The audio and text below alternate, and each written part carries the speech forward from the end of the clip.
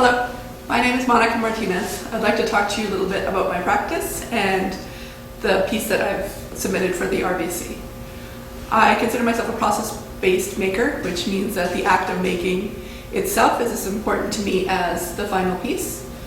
I like to research extensively in my pieces, so my work becomes highly symbolic and has many layers of meaning because everything I've seen or read gets filtered in there in some way or another, even though it's not maybe visible to the eye. I like to have my work be conversation pieces.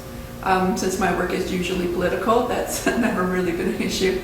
I like to see people clustered around my work and hear three different opinions about one piece from three different people, and it lets me see where they're coming from and what their personal histories might be. So I find that quite valuable for my own work. I also like to transform work, which means that I'll take work that I've shown a few times and break it apart or use it in new installations or destroy completely for a ceramics performance. I find that refreshes the work for me and lets me tackle the subject matter in new ways.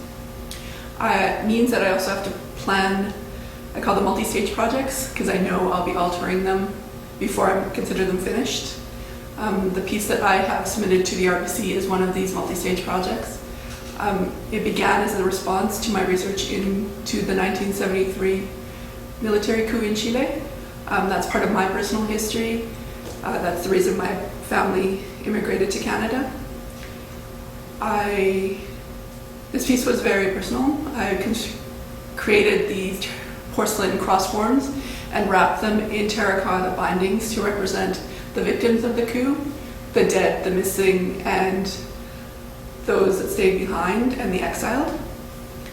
It was a way for me to deal with the information that I had absorbed through my research. This year actually marks the 40th anniversary of the coup, and a lot of people would like the memory to fade. We push it into a corner so that they could move forward.